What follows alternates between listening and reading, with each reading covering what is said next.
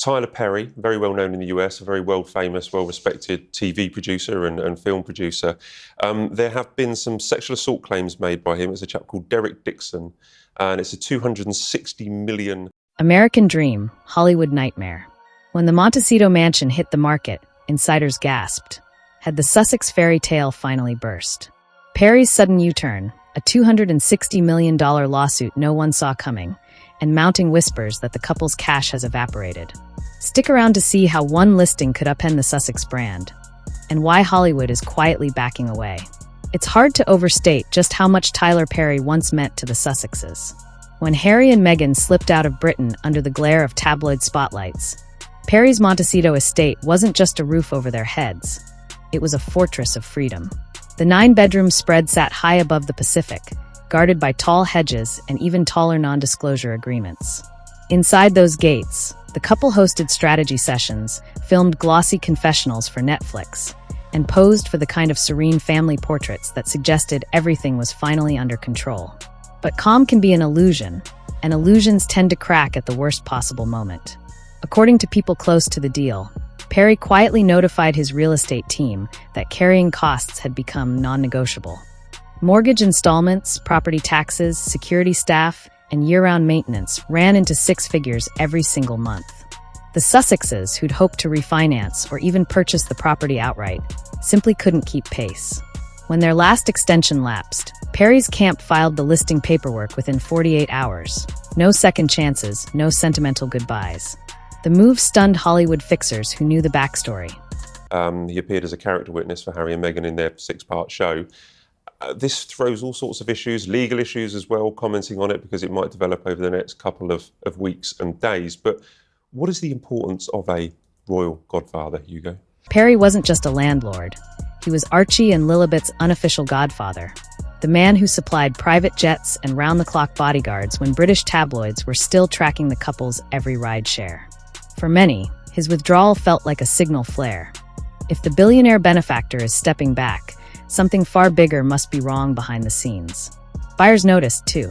Within days of the listing, a crypto magnate toured the grounds, followed by an A-list record producer scouting a retreat property. Agents whisper that a $28 million offer is already in play. Meanwhile, Harry and Meghan were reportedly blindsided, learning about the impending sale only after drones circled overhead for fresh marketing footage. Perry hasn't said a word in public, his signature discretion, but in silence there's implication. The Sussexes' once rock-solid sanctuary is on the auction block, and their American dream house is now just another luxury listing in California's cutthroat market. But the looming price tag isn't even the most explosive part of this saga, because while the for sale sign was going up, a $260 million legal firestorm started brewing around Perry himself, and anyone still tethered to his name could get scorched next. But the parents have been, in a sense, a godparent. One of the great things, of course, the real mission of a godparent is to make sure that they're sort of brought up in a Christian way and then sort of confirmed at a certain age. That we know. But also, godparents can be very useful in sort of mediating between parents. Just as the Sussexes scrambled to understand why their sanctuary was suddenly on the market, another headline detonated.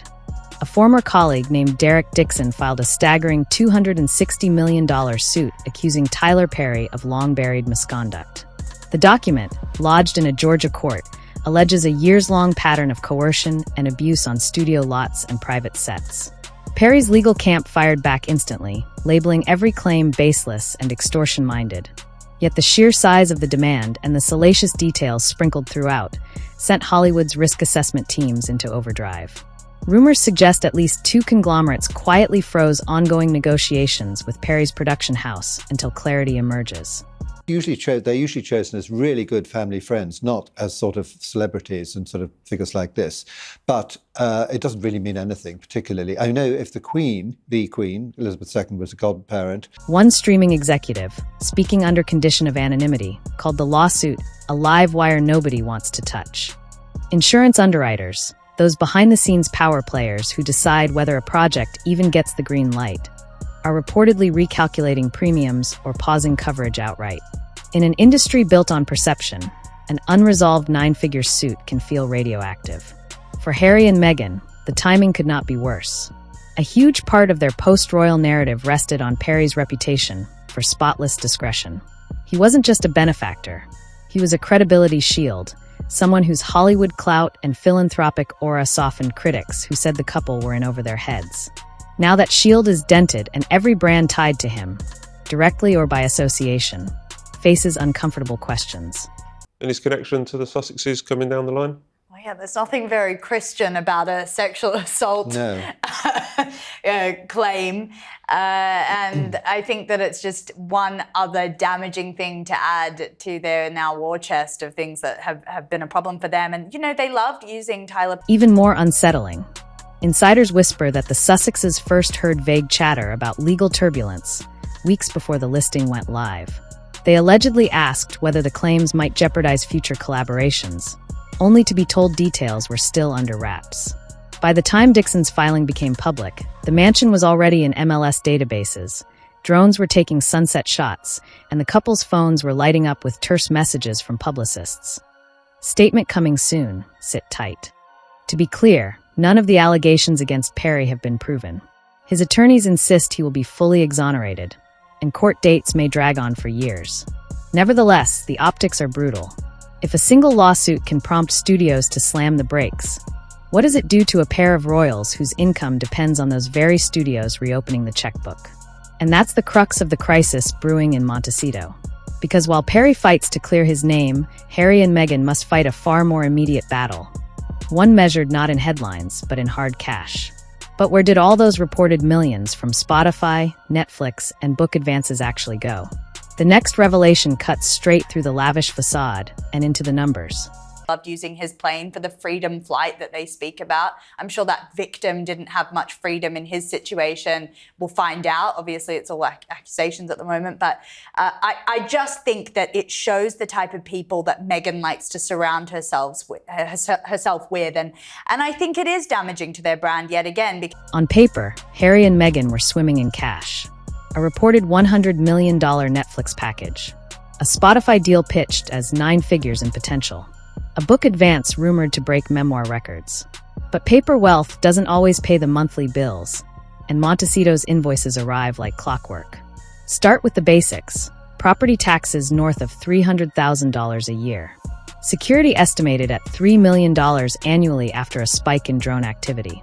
Groundskeepers, chefs, nannies, private tutors. Another 7-figure drain. Add a $14 million mortgage at California's current rates, and the carrying cost of Perry's mansion hovered around $150,000 every single month. That's before you count the staff bonuses, legal retainers, or the private jet dash to New York for a one-day speaking gig. Insiders who've seen the spreadsheets say the couple's burn rate hit Silicon Valley startup territory. Real family and on this whole champion trip abroad. So I just think that it's really, really not a good look for them.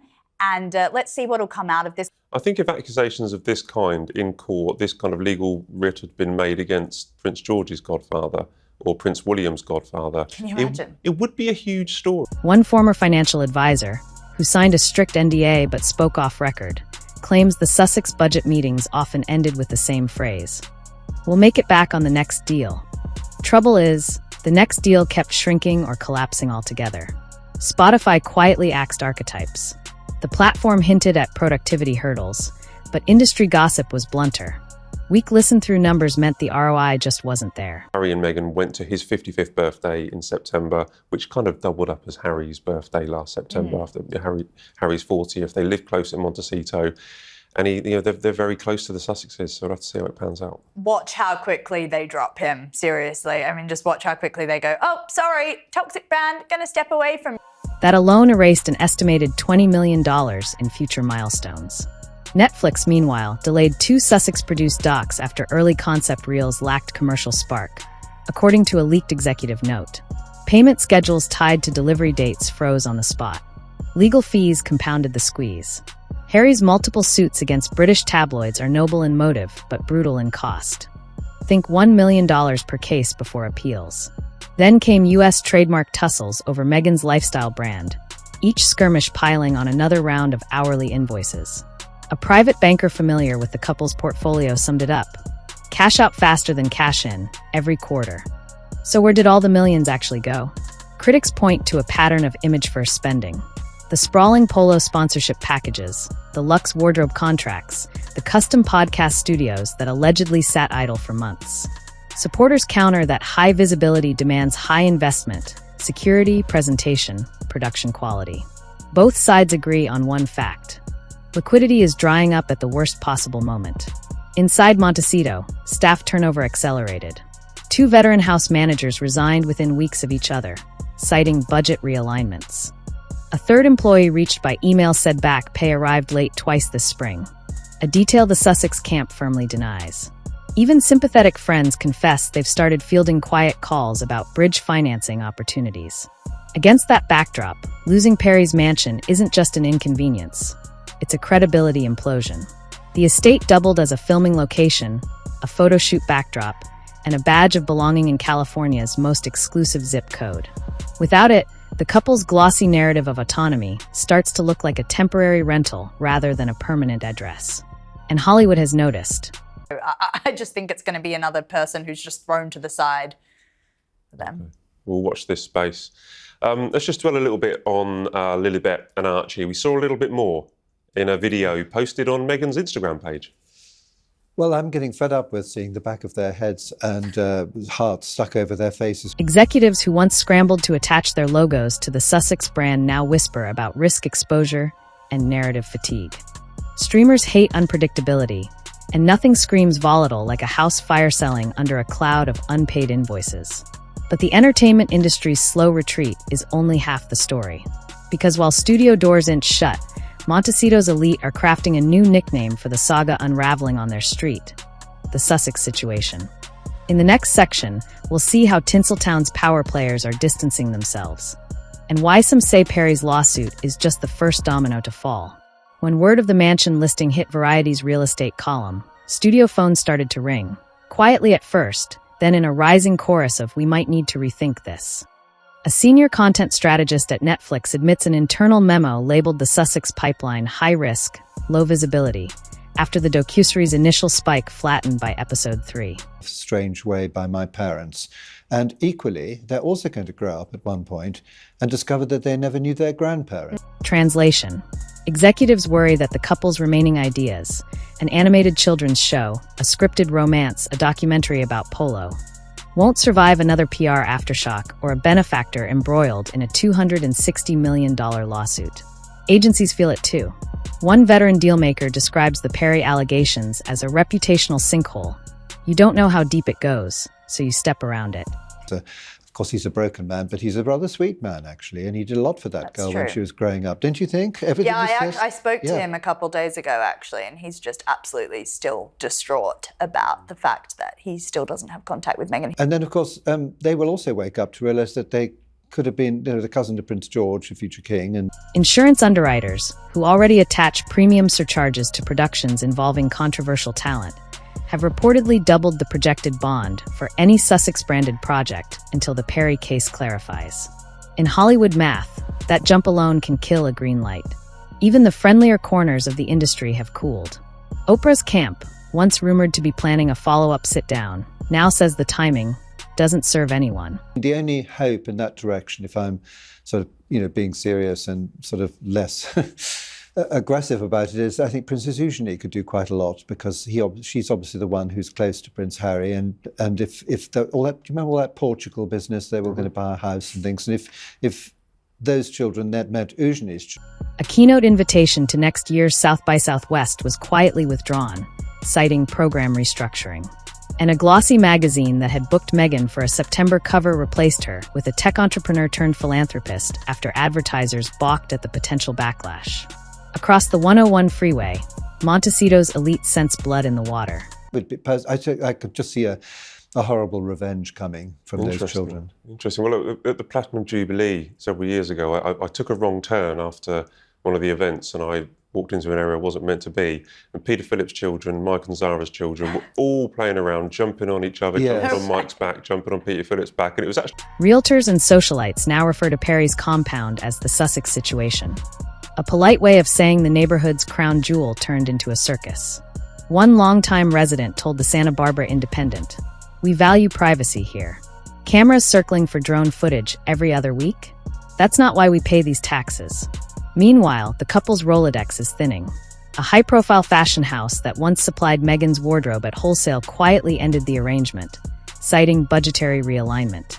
Archie could hang around with all their cousins, but And I mean, I've said it before, but the Queen always had somebody with her when the Sussexes came to see her to stop them taking photographs and, exploiting the situation. I mean, it's pretty interesting, this new Instagram PR strategy, though. I must say, I know we talk about the backs of the children's heads. A global bank that sponsored Harry's mental health speeches has postponed renewal talks pending clarity on brand direction. Each retreat is minor in isolation. Together, they paint a sobering picture. Hollywood, once dazzled by the novelty of royalty on the red carpet, is slipping out the side door before the lights come up. And back in London, palace courtiers are taking notes, some with barely concealed delight. Because for every call Hollywood stops accepting, a headline in the UK screams, "Independence in freefall." The contrast between Windsor stability and California chaos is becoming impossible to ignore, and that contrast fuels the next wave of royal storytelling. In the following section, we'll cross the Atlantic to see how Buckingham Palace and the British public are savoring this unraveling, while Harry and Meghan face a credibility gap no crown can fix.